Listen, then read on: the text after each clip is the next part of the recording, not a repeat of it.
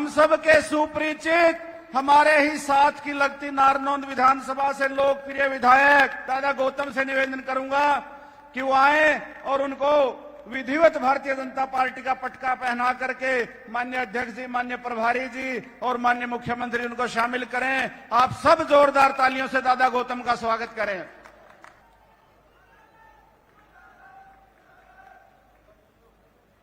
उकलाना के बहुत ही लोकप्रिय विधायक, पूर्व मंत्री, 2 बार उकलाना के विधायक रहे आदरणीय अनूप धानक जी को भारतीय जनता पार्टी में शामिल करने के लिए मैं माननीय अध्यक्ष, माननीय मुख्यमंत्री और माननीय प्रभारी जी से निवेदन करूंगा, आदरणीय अनूप धानक जी को पटका पहना करके भारतीय जनता पार्टी में शामिल करें। आप सब जोरदार तालियों से उनका स्वागत करें।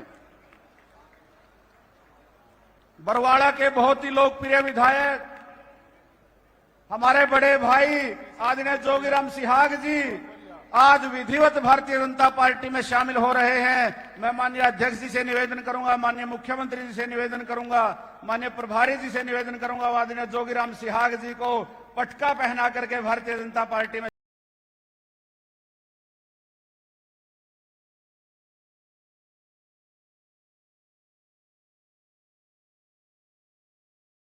संजीवनी अस्पताल बाल एवं शिशु रोग, general surgery, plastic surgery, neuro surgery, नेत्र रोग, फिजियोथेरेपी, स्त्री एवं प्रसूति रोग, हृदय एवं शुगर रोग, हड्डी एवं जोड़ रोग, कार्डियोलॉजी, दंत रोग, इमरजेंसी चिकित्सक सुविधाओं में एक भरोसेमंद नाम है। आईसीयू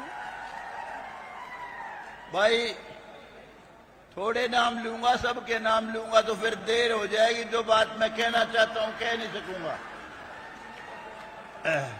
हमारे पवार जी इस समय एमपी हैं, पहले मिनिस्टर रहे। हमारे मेरे अजीज अभी जो मेरे साथ शामिल हुए अनूप धानक जी, देखते ना कितना मान कर रहा हूं चोरे।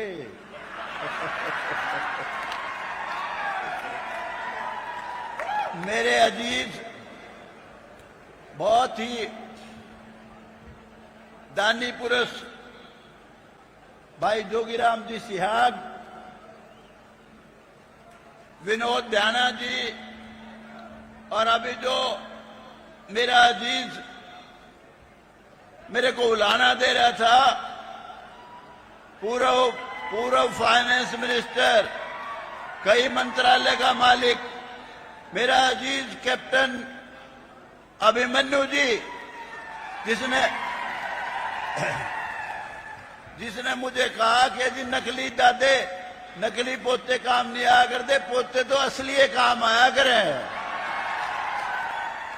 तेरे भाग बहुत अच्छे हैं, आज मैं यहां हूं, बहुत लकी है तू।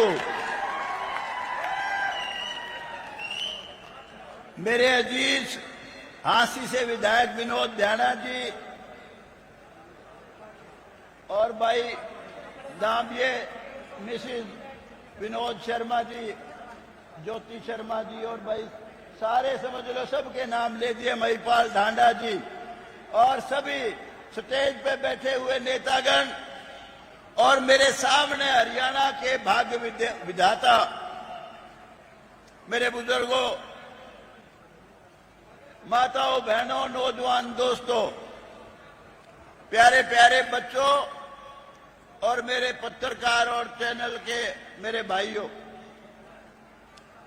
मैं आज जो आया हूं यहां, जो पार्टी ज्वाइन की मैंने, यूं ना सोचना वैसे ही आया हूं।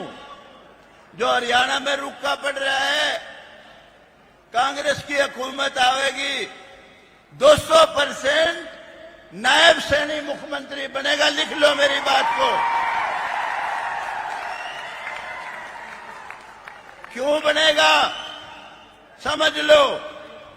राज वही अच्छा होता है जो सबको सबका हक दे। राजा वही अच्छा होता है जो अपनी संतान में से भेदभाव ना करे, उनको, अपनी जनता को अपनी संतान की तरह ट्रीट करे, और उस प्रदेश में, देश में बसने वाले सभी लोग ये समझें कि ये राजा नहीं है, हमारा पिता है, हमारा संरक्षक है। मैं समझता हूं ये खूबी नायब श्रेणी में जरूर है जो मैंने महसूस किया।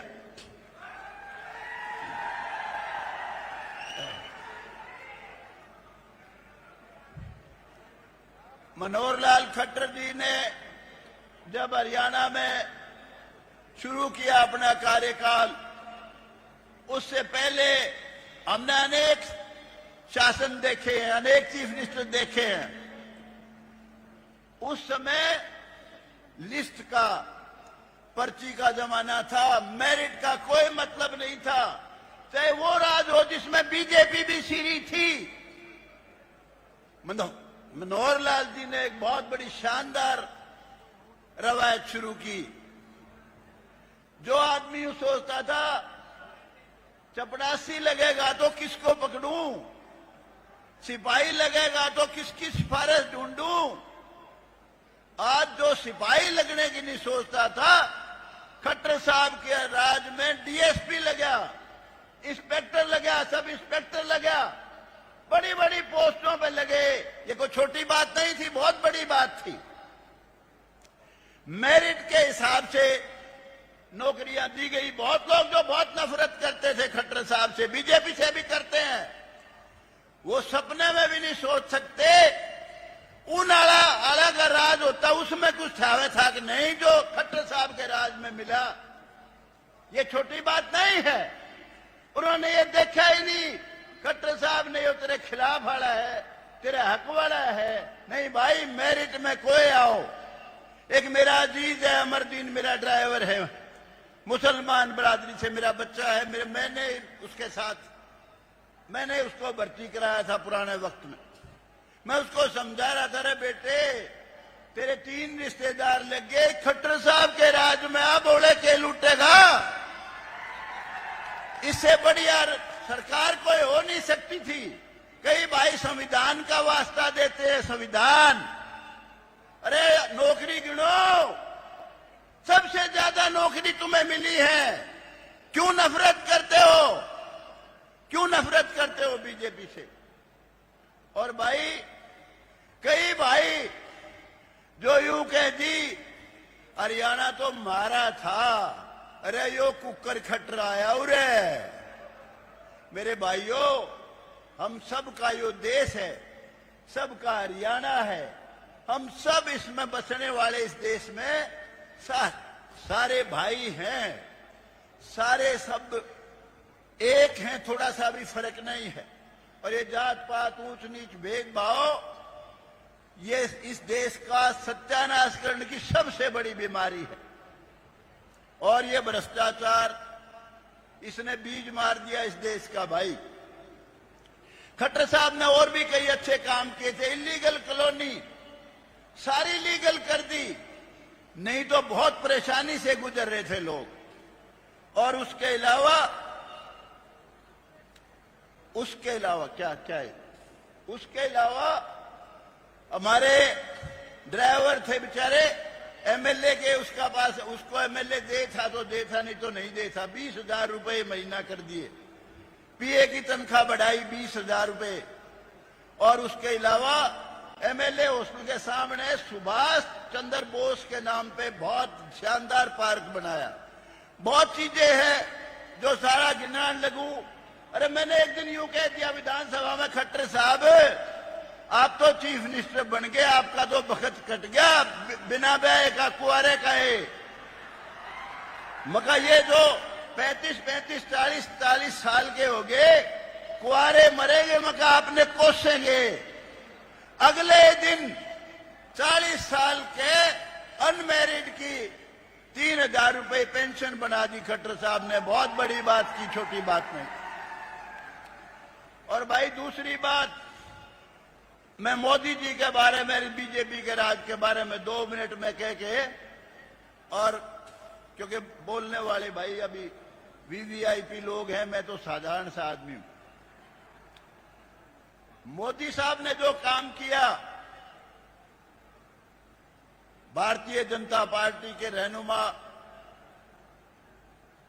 प्राइम मिनिस्टर बनके, जो सोच नहीं सकता था 370 धारा हटाई। कालदा कांप्या करता, उस तरफ देखते वक्त भी कहते थे खून की नदियां बह जाएंगी।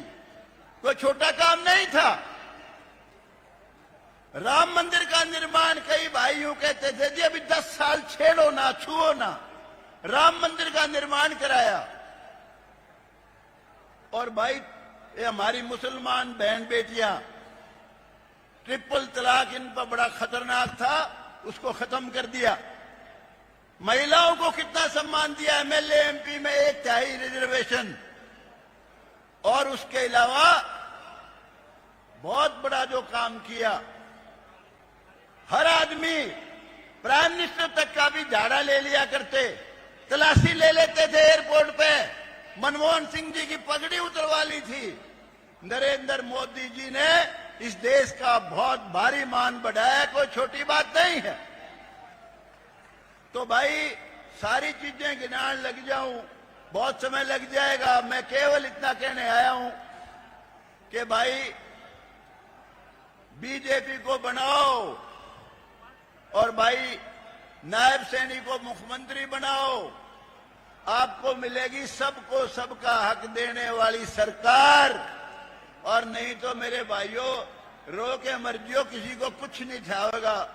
ये मैं आज कहने के लिए आया हूं। दूसरी बात, मैंने अभी नायब सैनी जी से कहा था, मगर मेरा बेटा नायब सैनी जी पॉलिटिक्स से नफरत करता है, पॉलिटिक्स से दूर है। वो जुडिशरी में जाना चाहता है, उसका लिंक है, बहुत अच्छा वकील है और बार काउंसिल पंजाब हरियाणा चंडीगढ़ की का प्रेसिडेंट रहा है। वो कहता है पापा राजनीति तो सिर्फ मैं आपके इलेक्शन में करता हूं, उसी वक्त आता हूं, मेरी कोई रुचि नहीं। लेकिन मुझे एक बार इस आप वाली पार्टी में भी शामिल करा दो जिसमें आप शामिल हो रहे हो। तो मैंने नायब सैनी जी से प्रार्थना करिए भाई उसको भी शामिल कर लो। आया हुआ, आजा बेटा। आपने सबने यूं बताओ, राज बनाओगे कि नहीं? नायब सैनी को मुख्यमंत्री बनाओगे कि नहीं? शाबाश भाई, बहुत बहुत धन्यवाद।